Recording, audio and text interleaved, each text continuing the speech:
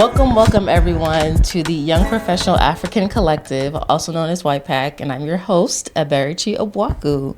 Welcome back.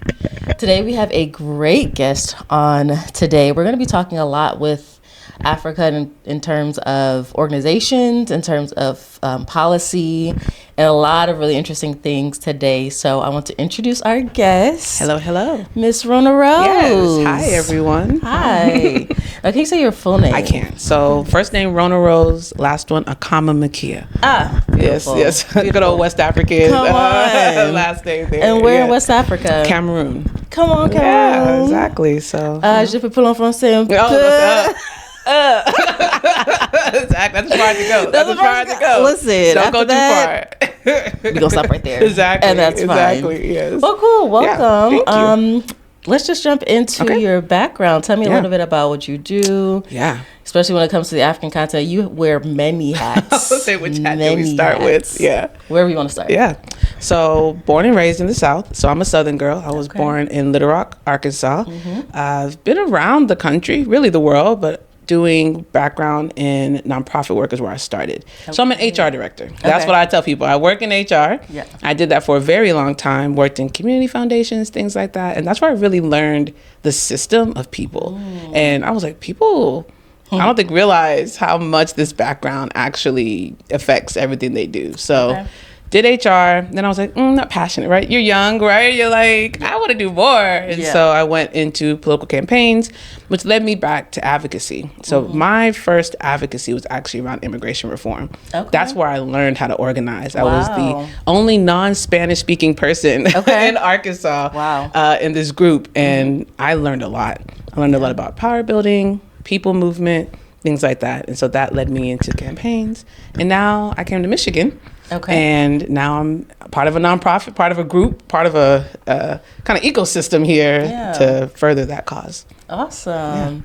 Yeah. Okay, and before we dive in, because I have lots of questions. Okay, I have no doubt. Yes. Lots of questions. One, let's talk about some interests, musical interests of yours. Ooh, yes. So I love Janelle Monáe. I love a Cleo Soul. Not related. So like they're like completely different genres. I love an Indie Yeah. When I need to just like focus and read something, I normally put some of her music because her words are so inspiring. Yeah. And then I go from that to Cardi. So there's no, there's a range. It depends on what I need to be doing. So I love it. Were you a part of like any ASA, like African Student Union Association? I wasn't. No, but I grew up in a very, very African community. Yeah. So there are a lot of Cameroonians in Arkansas. There's a lot of Africans in the South, period. Yeah. And my father was the president of the Cameroonian Association. So I didn't feel like I needed to join anything else because my household was an association essentially. So I didn't do any of that, but I've been very much about the culture and understanding. Had a lot of like Nigerian uncles and aunts growing up, just all hanging out. And so I wasn't part of any associations, but not collegially at least. For sure. Well, can you tell me like how that inspired the work that you do? Like growing up in that kind of environment, seeing so many Africans in Little Rock, Arkansas. Yeah. There's quite a few. I get that look a lot up here. People are like, really? Arkansas? Yeah, it's right by Texas. There's a lot of Africans in Texas. So it's the same, same place. That would probably help to know where it is on a map. Right there. Relative. It's right there. Okay. We touch Texas. So. Okay. So it shaped how I understood myself. And so I know for me, a lot of the struggles I had when I was younger was really trying to understand how to be African in America. So born and raised, right, in America, but my parents were very African. There was nothing American about there. The culture was very much the food, the language. Even though I don't speak French, they do fluently. And so that shaped how I understood the world. Because as a young kid, I always understood the world globally. And so when we would talk about issues, I'm always thinking from a broader perspective, kind of taking the country I'm in out of the center of it. What does it look like as a global partner in the world? And so when I talked about the work, I was like, well, you can go to London and do some things. You can go to, Europe, you can go to China, you can do all these things. What is the gap here? And so that really allowed me to understand. I love systems. I love like processes and like procedures. And so when I started actually looking at the procedure of being part of the U.S., I'm not even talking citizenship. I'm just talking like interacting, right? School, work, any of that. It really led me to understand where the gaps were. And so that has formed all my work. So everything I've ever done has been tied to the advocacy or the upliftment of the diaspora. So whether it's been Black candidates running for office, particularly like Black women doing work, to now like the African community at large, it's really always been rooted in, do we actually understand the process? Even if it's set up to not be always fair or always this, there is a process. So do you even know how to do that? So interesting. Can you tell me about some of the earlier campaigns that you worked on? Oh gosh, yeah, how that's transitioned. So I mean, the early ones were issue based, and I kind of loved issue based because you're kind of focused on the issue. It's always a little tricky when you're working on candidate based campaigns because people are flawed, right? People, and sometimes people don't like that. People are flawed. They want perfect candidates, and they don't exist. So I've done every level but a presidential. So I've managed a race on a city council, a school board, love a school board race. I've done a couple of judge races, love a judicial race. I've done statewide. So I've done a governor, I've done a U.S. Senate, I've done a U.S. House. So, you know, just the range of them. So now I'm done. Now I'm done with that. It is exhausting and time consuming. And it requires you to be a version of yourself. I don't know if many people have met. So it pulls at you. So, can you tell me the difference between like a school board race versus like a gubernatorial race? Yes. So, I mean, everything's local, right? I know that right now it's really nice to look at the national work of things, but everything is local. And it's all about how many of the people are impacted by this seat. Right. School boards are really, really tight because you only have so many voters you can even persuade, right? Or sometimes you can afford to lose some voters when you're statewide. You just feel like, okay, they're not gonna like me because of A, B, and C, but you really can't take that approach when you're doing like a judge or a school board. And so it requires you to be very ingrained already in the community before you run, because you don't have the time when you file to the election date to really do much else outside of build on the legacy you've already built. Now, there's strategies. Political work is a science. I tell people all the time there is a method to it, but systems, right? Understanding those systems has allowed me to say, okay, how can we actually use this for interest and causes that are important to me outside of just individuals? Because that gets taxing, right? You do all that work, they win or lose, and then it's like done, right? Then you're back at square one, and you hopefully someone else will pick you up, and things like that. So and what was something that you learned about yourself, like in one of these? Well, it's very funny how I handle stress. That's the biggest lesson, is how I handle being exhausted, tired, and hungry, and still having to lead. And so I think my biggest strength that I've adapted to is how to lead in tough times. And that has played well in a lot of aspects, just career-wise, but how to handle stress. I don't always do it smoothly. Everyone, you know, when you get there, sometimes that's human nature. It's not perfect, but I do know how to communicate those moments now. And I wasn't always that person. And so it's like, okay, I'm exhausted and I got maybe another day, you know, envy, or I'm dehydrated, because you have to know when to pull back, because you can't really stop, right? Like your body crashing means it's going to be out for 3 weeks, and on a campaign that's consequential, right? And so you have to learn when to pull back, push harder, but also when you've hit your limit. So like a lot of self-management. A lot of self-management, which is a skill I've learned that people don't always have. Well, good. So how does that now translate to the work that you do now, especially with HR? And I know you say you do a lot of work with other organizations that do reach across the diaspora. So right now I'm the president of GABA, so the Global African Business Association. So I'm the president of the GABA Foundation. So GABA represents 3 entities at this point. There is the Trade Hub, which if you've met our founder is Trade with Africa is his like headstone, right? So that is, we've got that focus. We also have the network, which is really the membership base. So where we gather folks who are interested in the continent. And then there's the foundation, which is more the traditional philanthropic work, grants. And we really focus on housing and jobs. And so what we're really focused on is how do we connect people within the diaspora to secure housing and adequate jobs. So not just, you employed, have fun, or here's your house, and you looking around going, do you live here? Yeah. That's a little broken. Yeah. Don't worry about it. Just go to sleep. And so, we have a lot of that work within us.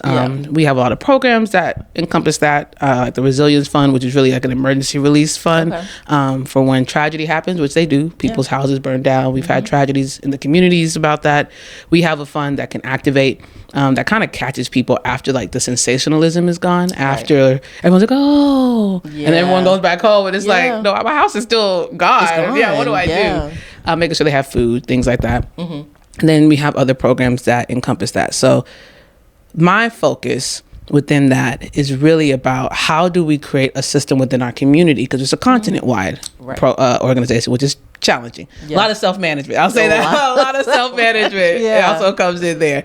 But how do you encompass the work we do into a system that's not just reliant on a couple of people, but really our culture of community, right? How can people plug in? How can people be part of that? And so a lot of that is what I do. So a lot of back end work. I reach out to a lot of other organizations saying, hey, do you have the paperwork? Because they're going to come ask you for that, right? I saw you got a grant.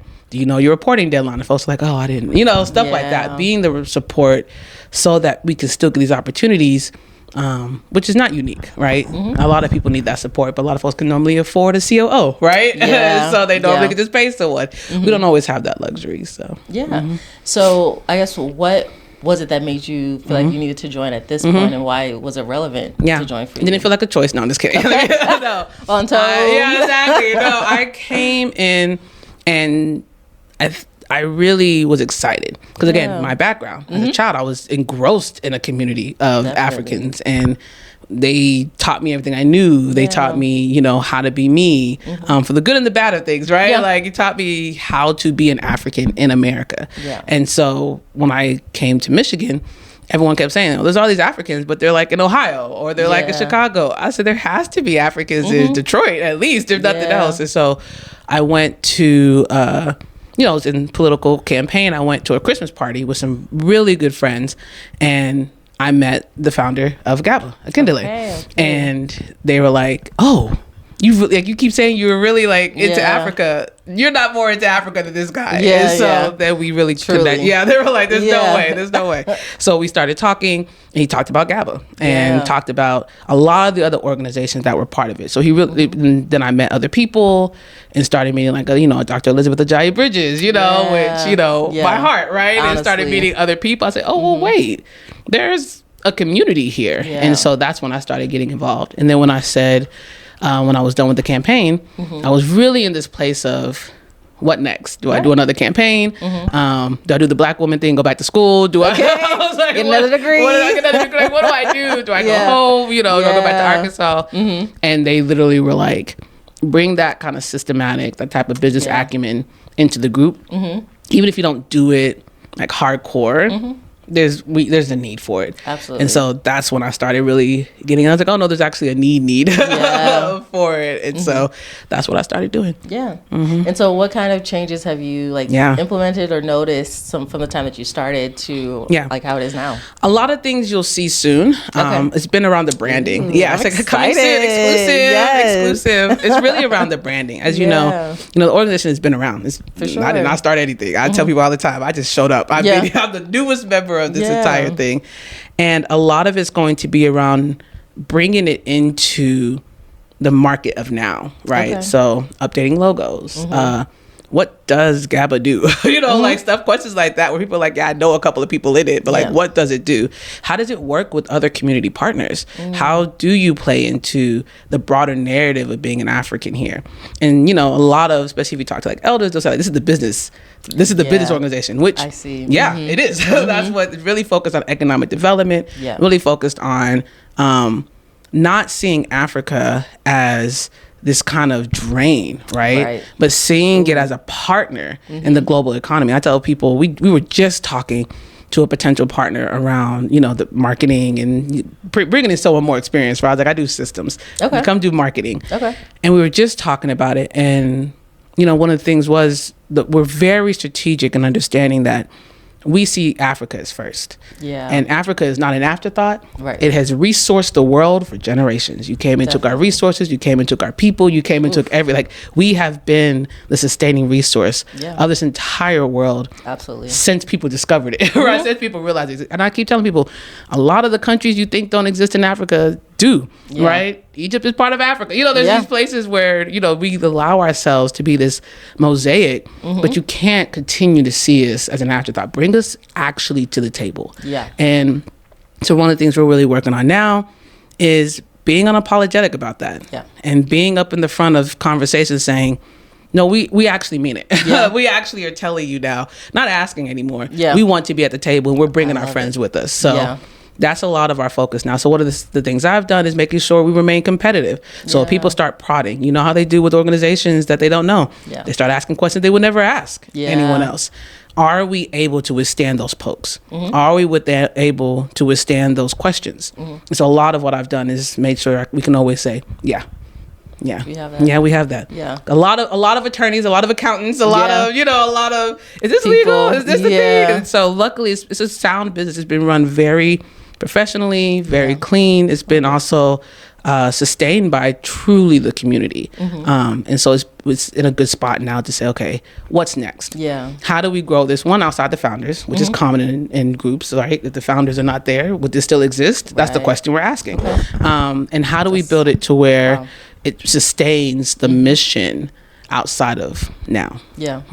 I love this, and I hope you all are like really taking this in, because I feel like there's a lot of conversation about like what people are doing and what people are, especially in Detroit, people are so shocked that there's as many Africans in, or Michigan in general, that are here. And it's like, no, we're here and we're working towards something bigger. And it takes time. It's not perfect, but there's a lot of work being done. So another reason why I wanted to create this platform was to highlight all the work that's being done, because there's a lot. Sometimes it is fragmented, but I feel like we're moving towards things. And I love that you came from Arkansas. Good old Southern. You stayed. Depends on who you ask. Some people don't consider Arkansas the South, but I do. If anything, sometimes I feel like it's like West. Everyone does that. Yeah. It's like the Midwest. It's not. It's the South. It's the South. Okay. Don't tell anyone in Georgia that, though. Okay. They are very adamant we're not the South. Oh, that's funny. Yeah. Okay. So another question for you: what is maybe your goal, or something like a policy that you would love to see changed from, that can be local, state, national level, that GABA can be a part of? Yeah. One of the biggest things we're really focused on is the AGOA Act, and like that ability to have certain countries have trade with America. Don't ask me the specifics. Someone else could dive into it better. That's fine. But that's really what we're focused on, because on a federal level, it's not even being it's about to expire in September. And where we are means that it might not be, there it goes, right? Yeah. And so really what we've been focused on is really, how do we have this impact on a state level? Yeah. And not just Michigan. How are we creating a blueprint that can be utilized in other places? It can be adapted, tweaked for whatever you need it to be. For sure. But having a seat at the table also means having a seat at the rules. Yeah. And we are not often at the table when the rules are being made. We're normally trying to work within the rules. Yeah. And so policy is very important. Obviously, as a nonprofit, right, I can't do too much advocacy from my standpoint, but we can have conversation and say, how is this impacting the African community at large? And people, like even right now, right, people don't realize how much of discrediting Africans is actually impacting Black Americans. Yeah. And so we are really being at the forefront of they don't know the difference when they see us. We know when we see each other. Truly. So we have to actually have a conversation about how these policies are affecting all of us. And if you're talking about economic stability and you're talking about economic strength, African Americans have to tie that to Africa. Yeah. No one is coming to save Black Americans the way Africans can. Yeah. And we need to be at each other's side by side, advocating. And I tell people, I'm not looking for an assimilation. I don't need Black Americans to act African. I don't need Africans to act like Black Americans. But we do need to recognize that there's a common enemy happening right now.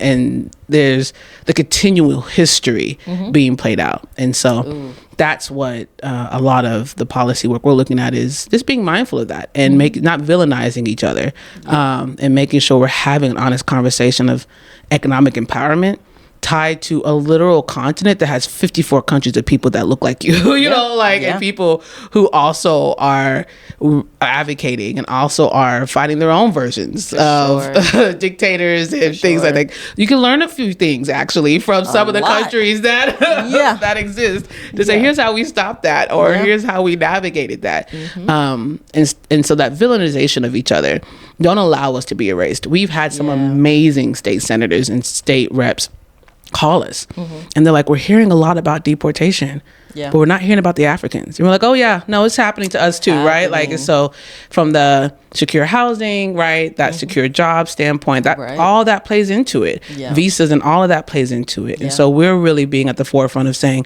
yeah, we know we're being erased from it. Isn't that common, right? Isn't that common? And so from our standpoint, it's really about how do we support our community when things are thriving and when things are challenging. Definitely. It's so interesting that you said that. I had a podcast guest, Dr. Sadie Sarr. Sadie, she's on our hearts. Truly, on our hearts. Truly amazing and truly like about that work. And about that life. And doing the especially working with people who are migrating here. That's right. For a very, very amount of reasons, and just hearing like the work that she's been doing for so long, and sometimes it just takes a spark to understand what needs to be, needs to be done. And you take that and then you go on to the next thing, and then you create systems. That's right. And then you can create more like of a pipeline to get more resources, to get more of a stage and platform to then provide more resources for the people who actually need it. So it sounds similar. Much, similar. What you're doing. Yeah, that's from a business standpoint, right? So for us, we talk a lot about the issues in the community. Our stance has always been not necessarily how do we stop the deportation, but how do we fund Sadie? Right? How do we keep organizations like that alive who are already entrenched, who are already part of the community? We don't have to recreate the wheel. But she shouldn't be worried about paperwork right now, right? She shouldn't be worried about a grant report. How do we support organizations like that to make sure that they are having what they need and that she can eat, right? Or things like that, right? For sure. That's kind of where we are, as being the business community, right? Being that kind of business side of the Africans. It's about supporting all of our community in times of need. And so that's exactly where the foundation comes in. We start calling funders, we start calling donors, we start saying, hey, this, and we have for her, right? These are needs that are in the community right now. How do we help that? And it's not always a glamorous work, right? You might not, there's not going to be a big sign, there's not going to be a big thing, but sustaining that is very important to us. We have a very deep tie to making sure that people feel supported in that sense. What are some issues that you've had to overcome in doing this? I'm young. Okay. Some of our cultural things sometimes hit us. And it's something I knew, right, coming into it, but just navigating, even in our community, right, being a young woman, being an opinionated young woman, has had its challenges, but I still find value and extreme value in our culture. And so even with those challenges, I navigate that. Another challenge is just things are different here, right? You might have been able to, hand your friend some cash and the old grandma, like, no, we got to track that, know, and folks are like, just give me the money, I'll handle it. I'm like, can't do that. You have to explain that to people. And sometimes it feels like you're being unnecessarily difficult.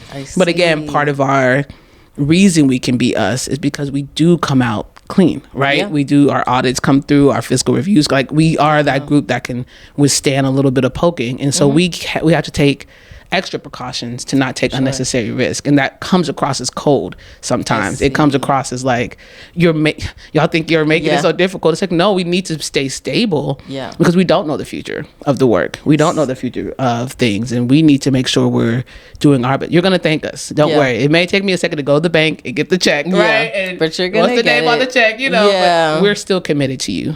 So that's been the difficult part, is those systems seem foreign to us, and because they are, they literally are foreign to us. But keeping that in there. Okay. Well, good. Well, thank you for coming. Of course. I think this was really enlightening, especially just like the level of details that comes to things that people don't necessarily think about when it comes to a regular organization. And when you're trying to do it like with the cultural level too, like that's also another thing. And there might be different cultures within the culture. Yep. So it's a lot to consider. Yeah. And I appreciate the work you're doing, though. Hey, I appreciate you. You know, Yeah. I'm number one fan over here. Well, I can't say number one. You've got a lot of fans. But No. I will say I really appreciate that. And, you know, anything we can do also. But I appreciate giving a platform to the nuances in it. And I tell people all the time, people are like, oh, I want to get more involved with Africa. I remind them there's 54 countries and there's cities and states within those countries. Sure. So really ask a genuine question, right? Just pay attention. One of the things we're hoping to do is open up the door more so people can at least even see parts of our culture. Yeah. But, you know, that's the challenge is it's been weaponized against us once people came in and saw. Right. And so it's hard to open up. But I'm hoping with GABA that we're able to partner with other groups and say, no, the continent's open. Yeah. Not just open for business, but it's also open for the other ideas and innovations. Yeah. So. Well, good. Are there any events or anything coming up that people should know about? On August 24th, we have the GABA Glow Dinner. Perfect. So it's our annual fundraiser that helps us to support our operating side so that we can keep grants to the organizations 100% to them. Yeah. We like to not take as fees, but you know, that gets challenging. So we'll have our fundraiser. It will be at the Doubletree Hotel in Dearborn.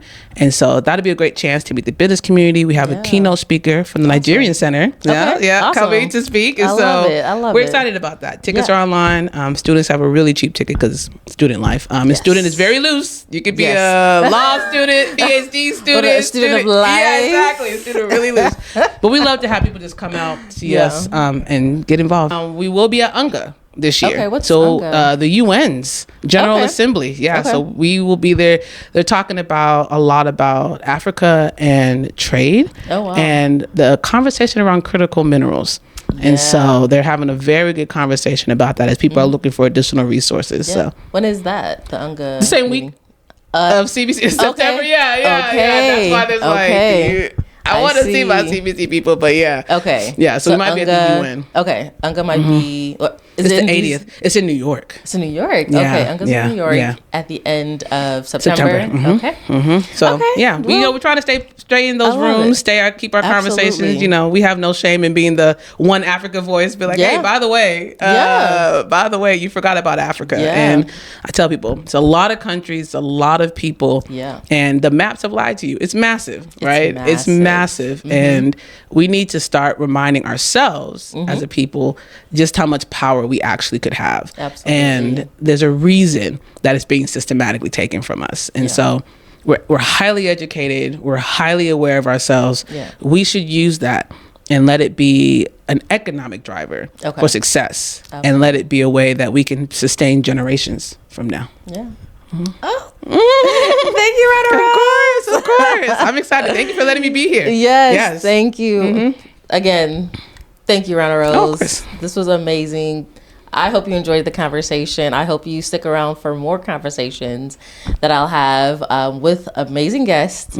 This is the Young Professional African Collective, also known as YPAC. I'm your host, Eberichi Obuaku. Make sure you like, comment, subscribe, share, all the things. And I hope to see you on the next episode. All right, take care.